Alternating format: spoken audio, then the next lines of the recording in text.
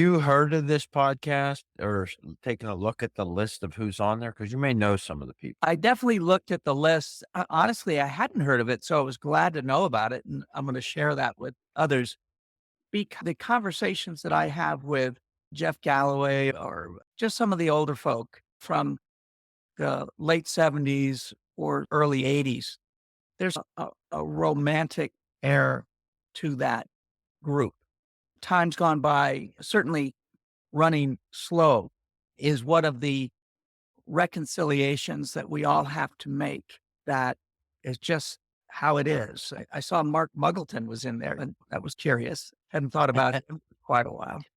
It's really fun to go back and reflect on some of those races that did my undergraduate at Virginia Military Institute.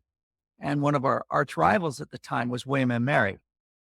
They were just up to the top of the roof with great distance athletes. Whenever you could knock off some of them, it was a great day. Yeah.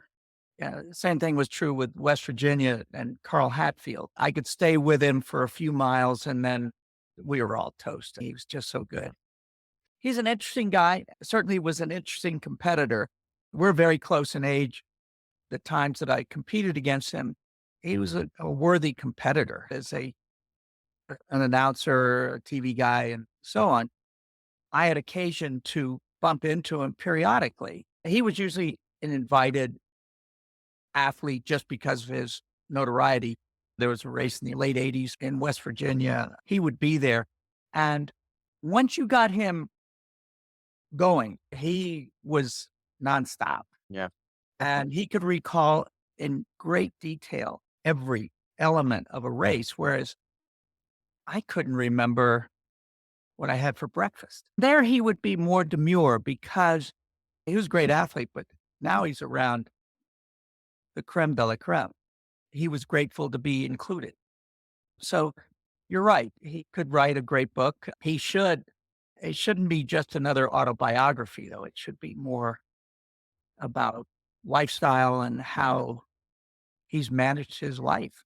Yeah. He's got a fulsome career and I believe he got his doctorate. He's done a lot of interesting things. He's not some country bumpkin at all. He started out as a descendant of the feud. So, We always joked with him about being one of the Hatfields, and there was a guy named Brian McCoy that I went to high school with, but I always used to chide him about Hatfields and McCoys.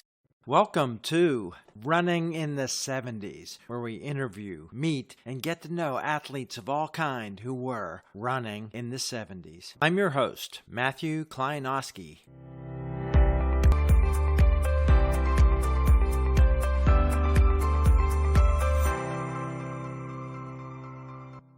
today on the podcast, we're back in Colorado. You just might recognize his voice and his face if you've been racing over the years. Somebody who's been running now for more than 50 years, an accomplished runner, an accomplished race director, race manager, and somebody we haven't talked to yet, a race announcer.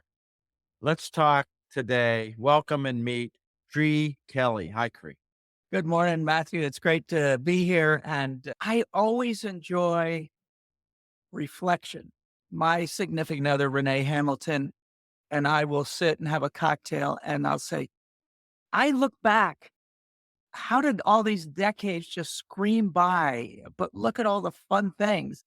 And then sometimes I just wish I were very simple and didn't have all this complication in my life. Would life go by more slowly? Would I enjoy things even more?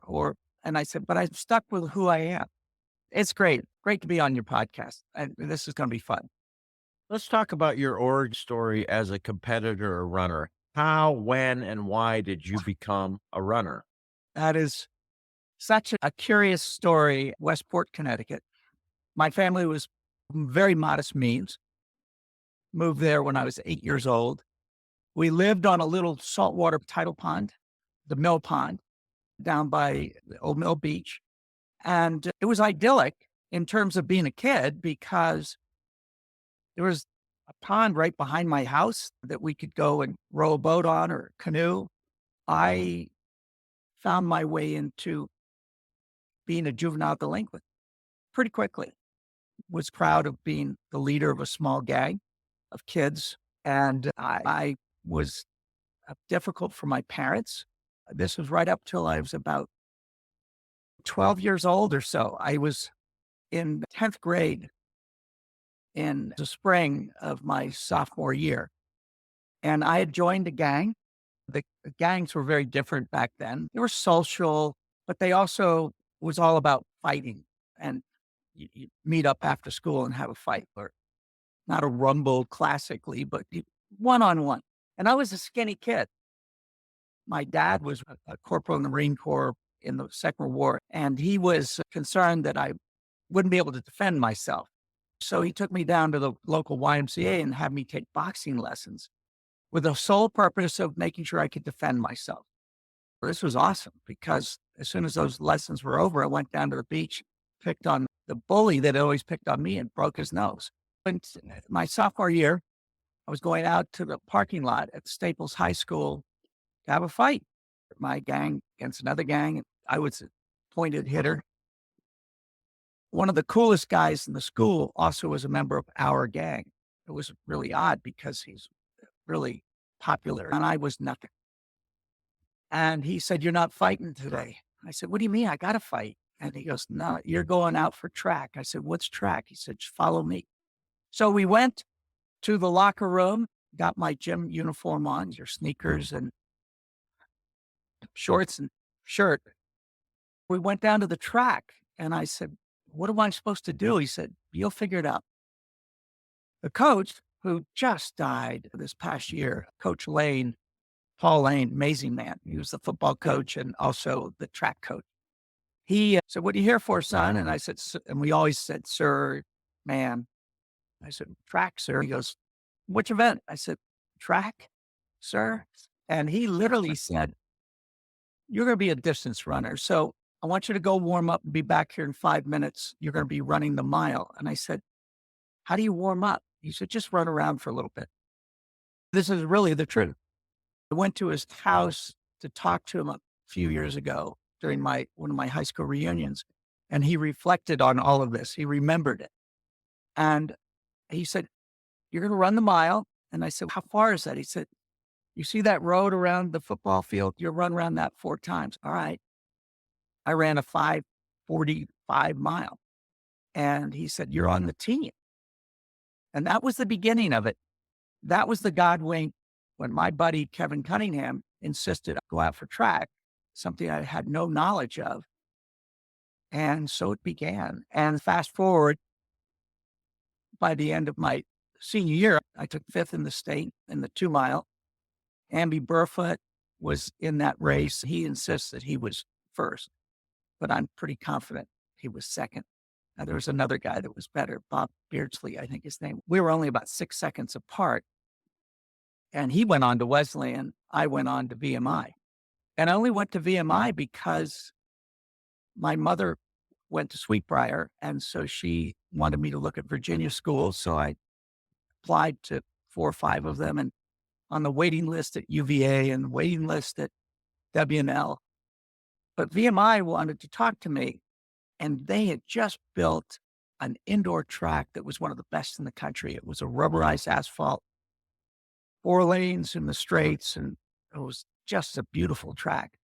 And they took me around and showed me that. And I said, "I heard this military stuff might be daunting." They said, "Oh, you're in great shape. You'll have no trouble." I cried the whole first week I was there. That was the genesis. This guy telling me, because he recalled that I would run with them to go to play baseball. I didn't have a bike because I couldn't afford a bike. So I would just run along with the guys as they rode their bikes. And he remembered that. And I saw him at my most recent reunion. And Renee went up to this guy, Kevin, and said, "What you did that moment shaped his entire life. But you didn't know it at the time, but it did." That's amazing.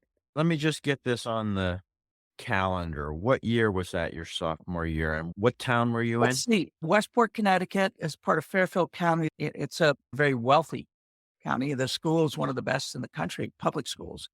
was a class of about 500 kids when we graduated. The year I graduated high school in 64, so that was probably 62.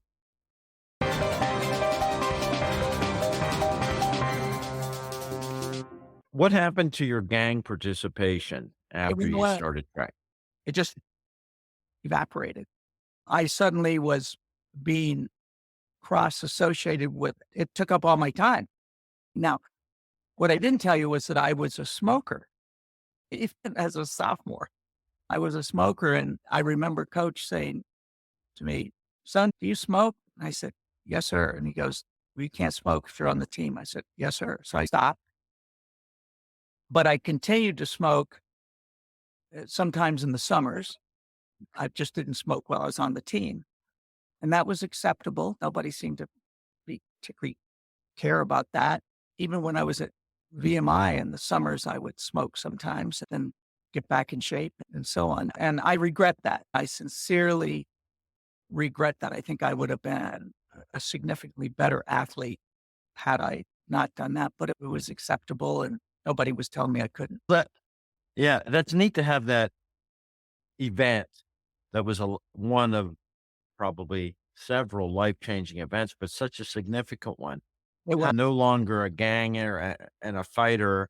How was the transition to I'm a competitor and I'm a runner during your high school career? And how were you as a student? two things happened. One, I became a better student. Two, I'd always been a competitor, whether it was getting in a fight and wanting to win. I always wanted to be better. Once I got into running, I really wanted to be a good runner. And my parents had zero interest in my running. My dad would drive me over to AU meets in the summertime sometimes, but my mother, God bless her, both of them gone, they just had zero interest in my running. They wouldn't come to my track meets. Even when I was at VMI and I was school record holder and captain of teams, they never ever saw me compete. My dad did take me to the state championship in Connecticut. For the most part, that was not of interest. What was of interest to them was going to college. You're going to go to college, you're going to study. And I was incredibly indifferent to studying. I tested really well. I was always able to get C's and B's without much trouble. But when it came to the college testing, I excelled way above.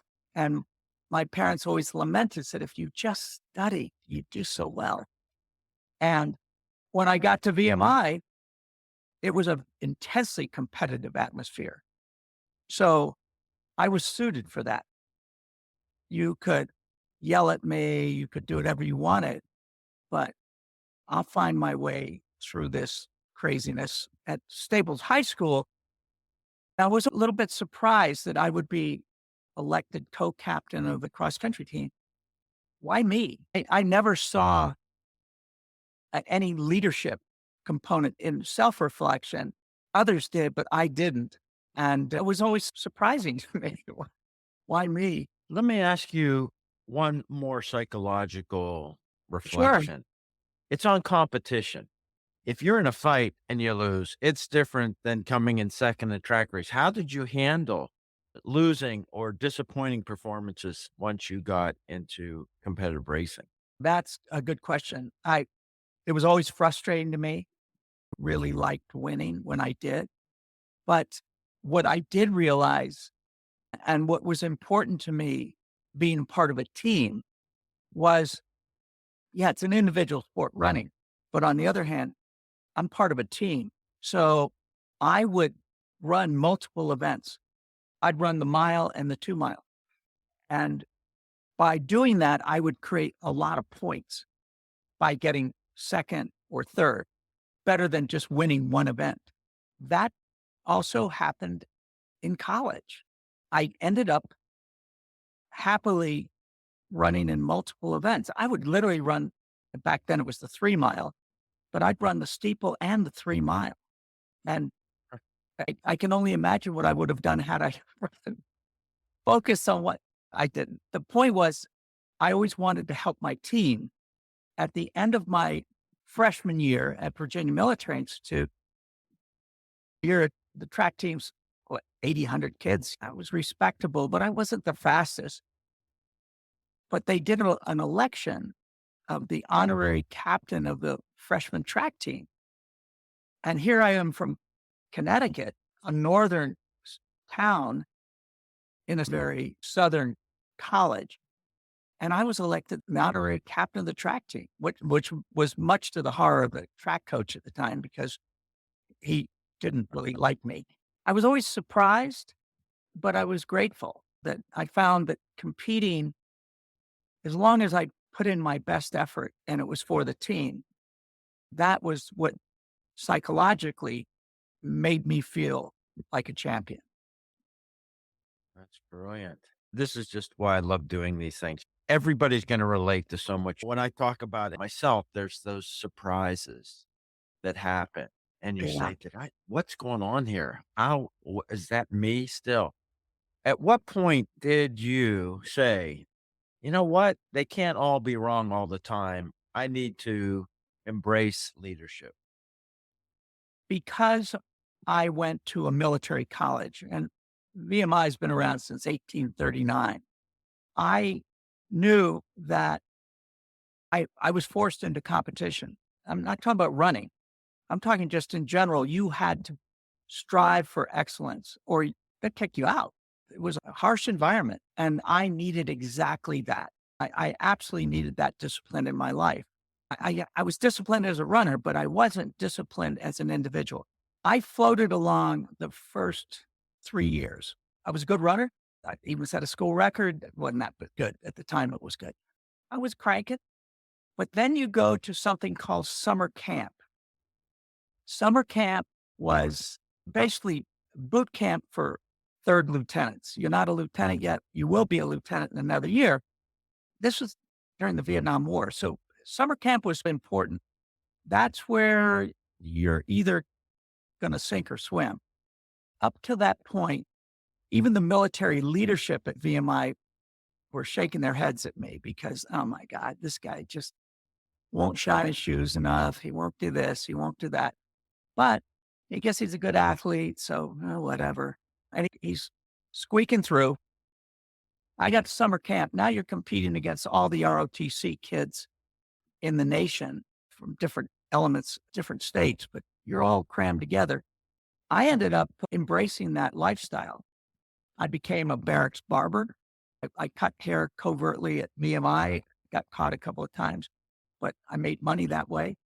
And I immediately set up a barbershop in the latrine of our barracks building and had to do a deal with one of the regular Army sergeants that was overseeing us, that I would split my earnings with him. When it came to leadership, I got it.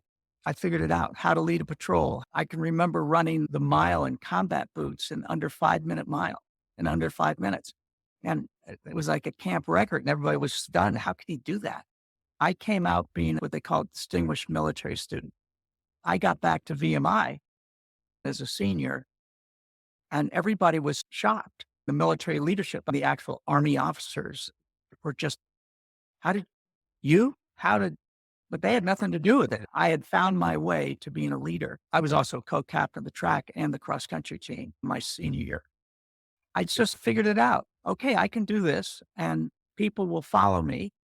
And with that comes great responsibility. And of course, by the December of 69, I was heading to Vietnam as a young lieutenant. That's what happened. I didn't know I was. I didn't realize I was. My mother's brother was a West Point graduate and got the Silver Star in the Second World War and ended up vice president of CBS. Amazing man. I always looked at him in awe. But the reality was, we were brought up in a certain way, very disciplined way. And you were accountable for your sins. If I made a mistake, the worst words you could ever hear was wait till your father gets home. And I heard that often, but I stood up to it. I wanted to be a leader. I just didn't know it yet.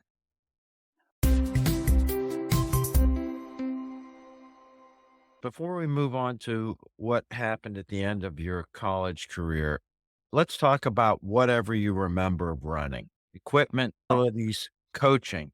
In high school, we didn't have a real distance coach. The head coach was Paul Lane, an amazing man. He died when he was 96. I saw him in 21, but he was the track coach, the whole Mamu. A cross country coach was a student teacher from Yale. And these guys, they really weren't runners. So we had no coaching. I think they probably pulled out some old book on how to run. Even at VMI, frankly, there was a coach Martin was the distance coach, but we didn't have a coach like William and Mary did. They had these great coaches that were focused on distance running. We didn't have that at all. So it was catch as catch can. However, when you go back to looking at the shoes that we wore, we called our training shoes flats. They were training flats. And I remember I had to go down to Chip Schaefer's. Like, funny, I can remember this. Schaefer's Sporting Goods in downtown Westport, Connecticut, a town of like 25,000 people still. They seem so light, but originally we ran in women's tennis shoes, basically. Those white flat tennis shoes. That's what we ran in. And then we got into the spikes. So we got the long spikes. So we had cinder tracks. I remember the coolest pair of shoes that I got my senior year at VMI were Adidas 99s. And Adidas 99s were a sprinter's shoe. And we wanted the lightest shoe possible. We never once thought about padding in a shoe. I'm looking at the backdrop. I can't tell if those are waffle trainers. Yeah, those are the waffle racers we used on grass courses. I knew I'd see them. Until I got to VMI, I never had a real pair of running shoes, cross-country shoes, trail shoes, none of that at VMI. You had your racing spikes for track because it's still cinder track. And then indoors, we wore the very short spikes because it was a rubberized asphalt. But cross-country, they were specific. We called them cross-country shoes. They were so light, we thought that was great. So far, we've been talking all through the 1960s. Running was about to change dramatically in the North American continent.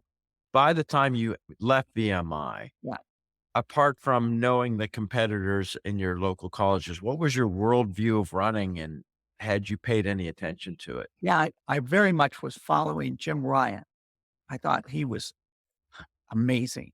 And that anybody could run that fast was extraordinary. Obviously, my world changed just like that because in 68, after I finished at VMI, my whole attention was, I'm going to war. I could see that train wreck coming right at us. But we all did. I wasn't worried about it. I just knew it was inevitable. This is what's going to happen. So running was right in the back. I started smoking again. Of course, they gave us free cigarettes in Vietnam. I didn't get wounded, but I was in combat. I just was so grateful that I was in such great shape from VMI and running. I could see contemporaries of mine really struggling. Yeah, I smoked, but my endurance level, putting on 50 pounds on my back and going into the jungle and walking long distances when it was sweltering, it didn't bother me. I was tired, but not exhausted. And I was grateful for running. But the rest of the world of running, I ignored. When I got out of Vietnam, I went right to Germany, at that time, West Germany. And I was with 1st Infantry Division Forward, and I became a captain. And I was what you would think of classically as a company commander, but in the artillery, you call it battery commander. I would run my troops. I still smoked, run my troops. And I just loved the fact that I could do that. The Olympics were coming up in 1972 in Munich. Right. We were given free tickets to go to the Olympics. I could use them or I could give them, and I gave them to some of my troops because I thought that'd be exciting for them. But I was following the Olympics. We would watch on these little black and white TVs what was going on. And that really changed the face of running when obviously the Munich massacre and then Shorter winning the gold. So I was curious and interested about that. I remember noticing that Amby Burfoot won Boston in 68. And I thought that was interesting that he did that. And I wonder what I could do someday in a marathon if I ever chose to do it, but it didn't strike me as particularly interesting. My worldview went from nothing to the Olympics in 72 to pretty much nothing again. Then I got out in 73. I left the military. They wanted me to stay in, but it was no longer particularly interesting to me. I'd been there, done that. I got some awards and so on. And what's next? What's the next adventure? And I ended up in Atlanta, Georgia, where one of the lieutenants that was a friend of mine from Germany had ended up, was still smoking. I don't know if you remember, we used to have a coffee table in the living room. We built a house. I was doing really well in this company that had nothing to do with running. I used to order magazines because I wanted to look fairly erudite, sophisticated, and so on. So you put these magazines on the coffee table next to the ashtrays. One of them was a medical magazine, like Scientific American, but it wasn't that. It was something else. My wife and I had just found out that she was pregnant with our first child. This was 75. I was reading this magazine like the next day after we found out. And there's an article about don't smoke around pregnant women. And I went, Right. what the heck? I went to her and I said, we have to stop smoking because we were both smoking. And she said, why? I said, look, read this. It's bad. It could hurt the fetus. And we don't want to do that. She said, all right. I was smoking like a pack and a half a day. I quit just like that. I literally quit. And no withdrawal, nothing, because it was purposeful. So I went into my closet and found my training flats from VMI. You can only imagine curled up. They didn't look as pristine as those Nike racers behind you. And I got them out. I put them on and went down to a local track. I just need to start getting back into shape. I might as well start running since I'm not smoking. I can run now. It won't feel bad. I started to do repeat quarters for 40s, and it was a disaster. I couldn't believe it. I couldn't run a 70-second quarter. So I decided I need to find out a little bit more about how to do this properly. I belonged to a tennis racket club. One of the guys that I'd played some racquetball with, I was telling him, man, I just got back into running. It was a disaster. He said, you should go down to the local running store here in Atlanta. I said, what's a running store? He says, it's a store for runners. It's just for runners. That's interesting. I should do that. Maybe I can get a pair of shoes. So I did. And it was named Fidipides, owned by Jeff Galloway, 72 Olympian, who had gone to Wesleyan, who had run with Amby Burfoot. The whole thing was ironic to me. But he'd also been in the Olympics in 72, but I didn't know any of that. I didn't know it was him.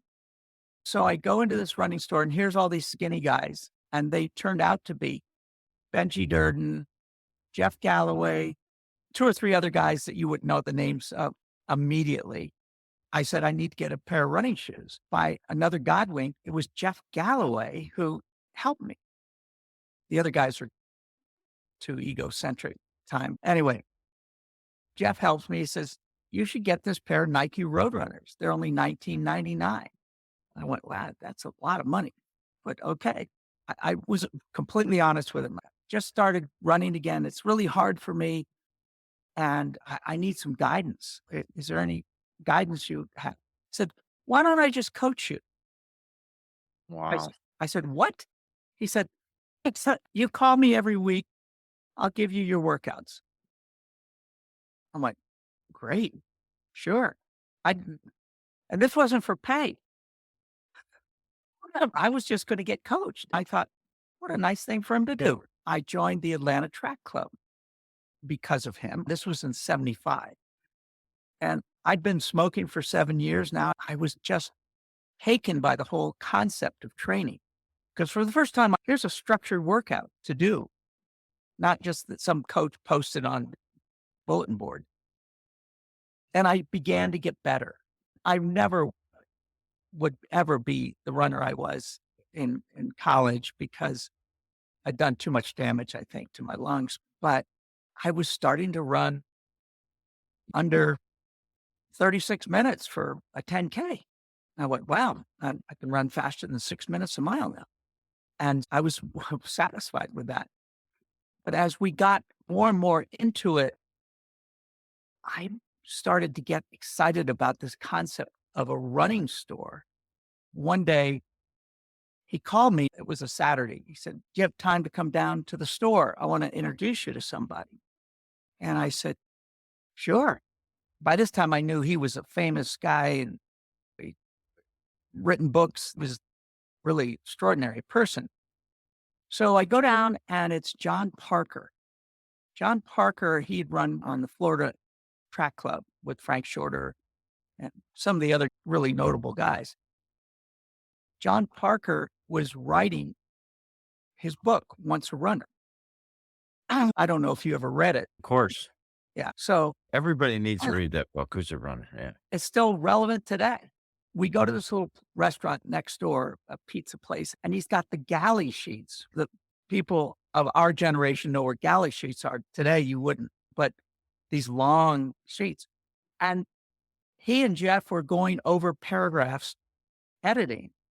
And of course, my undergraduate degree was in English. My graduate degree from Southern Cal was in international relations. Editing, writing was something that was very familiar to me. So I was fascinated by the whole process.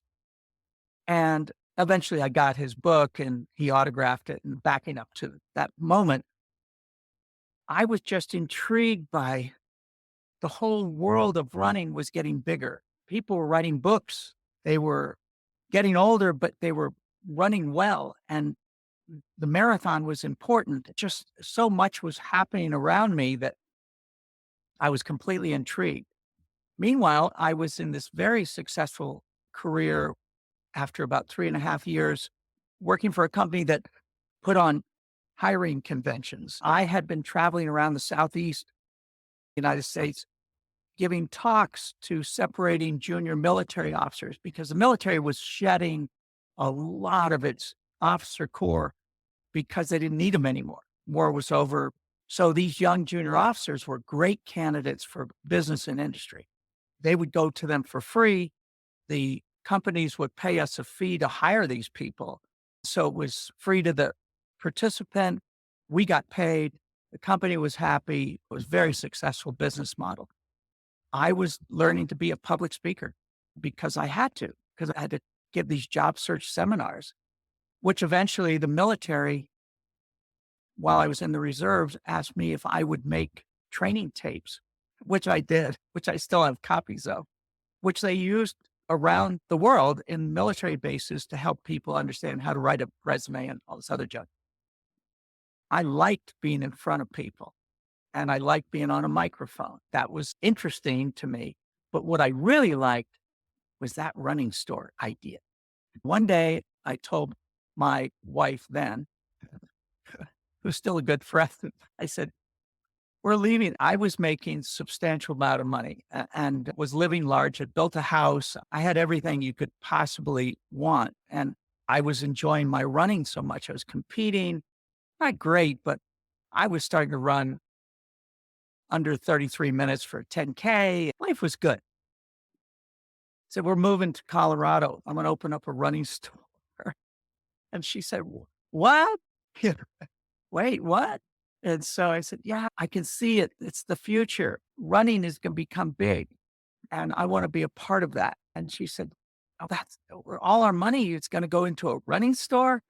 So we did. We moved to Denver at end of August, 78. It was reality therapy 101. I was terrible at business, but I was good at public speaking. I loved having people come into the store. It was a small store named Fidipides. I had training sessions and I would get people to come and talk to the runners there. It was, I think, the golden age. I really do believe this. I've seen it all now over 5 decades. That was the golden age because I had Jim Fix come in and talk to runners, Bill Rogers. Wow. I knew these people, Mary Decker. She was working for Shorter, and he was pissed. Later on, he told me that I didn't like the idea that Mary came down and did a talk for me. They were over in Boulder, right? So Boulder's about 45 minutes away, and I had gone up to Shorter's store. I just wanted to meet him. I didn't realize that he would see me as a business competitor. And so I walked in and said, "Hey, is Frank here?" And they said, "He's busy. He's in the back." Because I guess millions of people would want to come meet him. I was a little offended. And here was this young woman who went to University of Colorado working in the store, Mary Decker. And I had met her 2 months earlier at a running camp that Jeff put on outside Atlanta. I think it was in a forest setting, but I think a hard labor creek camp or anyway, but it was a distance running camp. And there were amazing runners there. Jack Daniels was one of the lecturers there. I think Bob Anderson, who wrote the original book on stretching, was there. Obviously, Jeff was there. And it was very much a rural setting in the sense that not quite like barracks, but similar. And there was an outside wash basin where you would brush your teeth. And I think we had outhouses. I don't remember, but you got to run with these great athletes. And I could run with Mary Decker. I was good enough to be able to run with her. I'd never experienced a woman that fast. So when I went into the store, there she was. And I thought, "Oh, it's so nice to see you. Would you be interested in coming down and speaking to runners at my store?" And she said, "You have a store?" I said, "Yeah, it's way southeast Denver called Fidipides." And she said, "Sure." So she did. She came down. And after she spoke, I gave her a pair of Jeff Galloway had his own running clothes, Fidipides running clothing. And I gave her a pair of black shorts that had white stripes down either side. There was a mesh. And because she went to CU, black and so on. She wore them in the National Cross Country Championships when she won. And the picture got on the front cover, I think, of Sports Illustrated. And Frank was livid because it also had his own thing, but she liked those shorts. She was doing a talk at a rock and roll race here in Denver at a symposium that they had as part of the expo. And I brought that up to her and she remembered that. Yeah, she said Frank wasn't happy about that. So I had all these great people speaking at my store. And the store did fine until I expanded it into a bigger store and then sub-franchised. And then by the grace of God, I didn't go bankrupt. But I had to make money. So I had gone as a volunteer to another race in Denver. The Rocky Mountain Roadrunners were putting on races. They were the running club. They put on all the races. I was a volunteer and I saw how they did it. I said, I wonder if I put on races. I could put on races. I can organize. I was an officer in the Army. I can do this. At the same time, I realized they had to register. Back then, you just mailed in your registration. I said, what if I created a system where they come in the store and register in person? So I went to all these races and said, I could be a registration location for you. This was a novel idea back then. So I got traffic because I couldn't afford to pay for advertising. And it saved me. That foot traffic saved me, kept my stores going until I could get rid of them finally. But that's another story. So were you not getting paid for the registration? It was just a promotion for your stores? Oh, yeah, absolutely. I didn't care. They walk in. My job was to convert that walk in into a purchase. And that's also why I did the clinics, the talks in the evening at my stores. It's why helped start the Fidipides Track Club, which still exists today. Another guy and myself, I wish I could remember his name, but anyway, I made him the president. It was my Fidipides Track Club was my running club. And I did it because we would run from the store. So I'd have all these people on a Saturday milling around. These were all survival techniques. I love doing it and I love camaraderie, but it was more survival. The genesis was to keep the business afloat. That's great. Let me ask you about just one particular person because he's long gone. He had an impact with a whole generation or two of runners, James Fix. What was he like? The reason I was so taken to him was because he was from the county that I grew up in. I think he lived in Greenwich. I could be wrong. It could have been Stanford, and so I think how did I first meet him? It was like how I first met Arthur Lydiard. I think I met him through Jeff Galloway.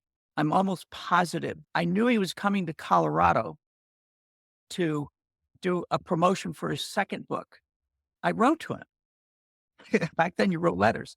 I wrote to him and I said, when you come to Colorado, please come to my store. I'd love to meet you. And we'll promote your book too. He had a publicist and I get a notice that, hey, Jim Fix is going to come by your store on Tuesday afternoon. He did. And there were a few people there because I couldn't organize it quickly enough. He said, hey, look, I got to drive around the town to go to these different places. Why don't you just join me and we'll just hang out? So, sure. I jumped in his limo and they drove us around to different places. I think we went to Shorter Store too, which pissed him off. And he was a great guy, just full of life and just was like he'd been rescued by this sport. He changed his complete lifestyle. He was like the Pied Piper. He wanted everybody to know how this was such a wonderful activity. He was so grateful. I still have a letter from him thanking me for including him in his life during that short period of time, which I never forgot. We would actually do long distance phone calls every once in a while and talk. So when he finally passed away unexpectedly in mid stride, I took that very personally. I think a lot of people that met him felt like you meet somebody, it's like you've always known them. And Jim Fix was that kind of a guy, not unlike Arthur Lydiard, which takes me back to 78 when I met him. Yeah, I just chatted with a guy named Tom Abbott who worked for Converse for a couple years. Yeah. With Arthur Lydiard for a while at some shows at the New York marathon shows. Tom Abbott was a Converse rep. So he was extensively sold on the Lydiard method and spent a couple years overlapping with Arthur. How did you know Arthur? Again, Jeff Galloway. I was in Atlanta and Jeff had sponsored Arthur to come in and talk. And Arthur was promoting his book, Running the Lydiard Way. Another great example, I would have these books that were autographed in my running store and people could check them out. Both that and John Parker's book were both never returned. Out there, little karma, but I'd love to have my books back, people. Those are me. Anyway, Arthur was speaking about how to train. I went, this made perfect sense to me. Long, slow distance, and then hill repeats. I embraced that. And Arthur was a fabulous storyteller and speaker, just extraordinary. And he coached John Davies, and he just an amazing person. John Davies became John Sinclair's coach, a great runner that I became the agent for, and still one of my closest friends. There's a guy you should interview sometime. I never forgot that. I got an autographed copy of his book. And about 2 or so years later, early 80s, I asked Arthur if I wanted to put on my own running camp in a metro area. What I did was I just asked these different athletes that I knew, who I was also the agent for now, because I became an agent in the early 80s. One of the first ones to become an agent, ironically. But Ann O'Dane, John Sinclair, I might have had Mark Weeks. I'm trying to think of these different people that I assembled to give talks. And Arthur Lydiard was one of them. You couldn't have as great a group as I had assembled just because I knew them all. And they all agreed. And I think I gave them each $100 or something. And it was just insane. It was just the golden era. But Arthur was one of those. And a curious story, when Arthur was there, he was staying at my house. This is a story worth hearing, promise you, because it's true. I told my buddies that, hey, Arthur Lydiard is coming and it's going to stay at my house on Saturday. Why don't you come over and we're going to do a little training run with Arthur and you get a chance to meet him. And I think the running camp was a week long and it was going to start the next day or something. So they all assembled and we ran. One of my friends at the time was a guy, I won't say his last name, but Chris. And Chris, good runner, a really good runner. And we finished up. We're now, oh, and by the way, my neighbor 2 doors down was Anthony Sandoval. Now, Dr. Anthony Sandoval, 80 Olympian that didn't get to, he would have won the Olympics. I'm quite sure of it. I was a sparring partner. I trained with him on his slow days. He would be running to the hospital where he was interning, and I would try to keep up with him for the first few miles. Occasionally, I would do long runs with him. But anyway, he was my neighbor. So we're all on the lawn, stretching, beautiful morning. And Chris says to Arthur, your running shoes, what were they called? E.B. Lydiard's. He had his own running shoes. And he said, I think they're not quite, they started to tell him about some part of the shoe that he didn't like. And I'm going, this is Arthur Lydiard. You don't criticize my guest. And I said, Chris, and I said, this is Arthur Lydiard. Come on, give him a break. I think his shoes are great. Be quiet. And Arthur looked at him and said, you're wrong. My shoes are great. I'm right. And that's that. Turned on his heel and stormed into the house. I said, Chris, great. Way to go. You just insulted my house guest who's a coach at my running camp, which you didn't pay to go to. So you getting this fun, free run. I was really ticked. So I went inside to try and make amends. And I walked in through the kitchen door, through the kitchen. Arthur wasn't there. Walked through the dining room, wasn't there. And then I looked, we had a sort of a family room sunroom at about 2 steps down. And there with his back to me, sitting on the floor, was Arthur. And with him was my daughter, who was 4 or 5 years old, who's now, by the way, the international customer experience director for Ford for all electric vehicles. But at the time, she was 4 or 5 years old. And she's lecturing him because they were playing fish. And she's insisted, you cheated. Oh my gosh. And I'm going, oh God, this is just one disaster after the other. And Arthur said, I'm so sorry.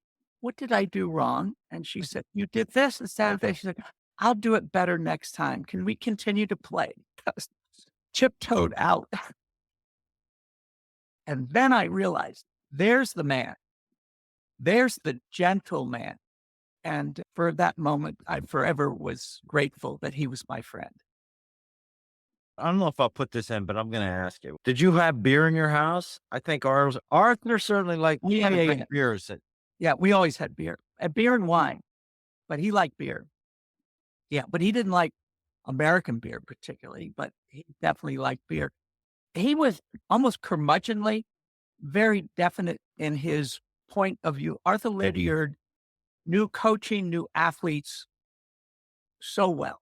It was just amazing. And that's why people would go to New Zealand in the wintertime to train either with John Davies or Lydiard or somebody that was a disciple of Lydiard. He had it figured out.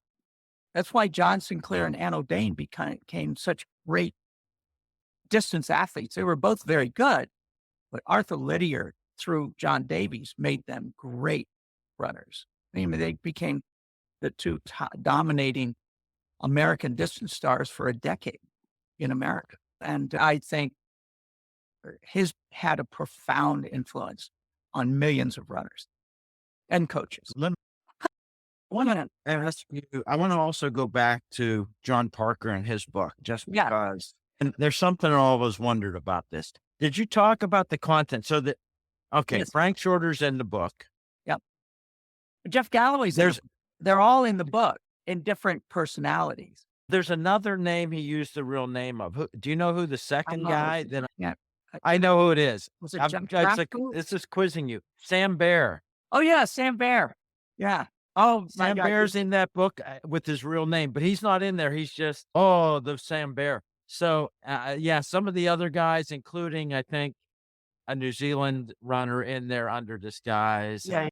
I mean, that book's well worth going back and dusting off and reading. You just made me remember another thing that Jeff Galloway's, I always enjoyed interviewing him on stage over the years because I would bring up things that he didn't want me to bring up. Like he was a Navy officer off the coast of Vietnam. When I was in Vietnam, he was off the coast, but he never talked about his military service. But there was Bobby, I think of a guy, 68 Olympic team, 5,000 meters for America. Bob, why can't I remember his name? Bob Day. So Bob Day was a guest of Jeff Galloway's at his house. And this is probably the summer of 78 or a summer of 77. Jeff was living out near a Civil War battlefield. He would run in that battlefield. They had great trails in that battlefield area. And Jeff called me and he said, would you like to run with Bob Day in May?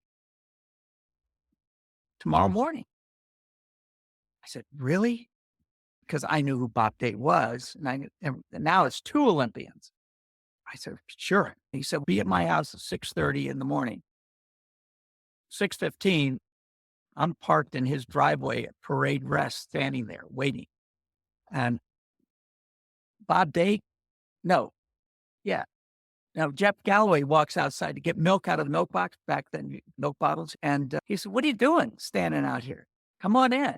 I went, if that's okay? He was sure. So I walk inside and there's Bob Day and they're having coffee. Jeff liked to have coffee before he ran. So I get to meet these two Olympians. Now I'm going to go for a run with them. My greatest concern was that they would drop me and I'd get lost. It was going to be a 7 or 8 mile run. So we start running and we've gone about 2 miles. And I don't know how to say this delicately, but I hear this sound.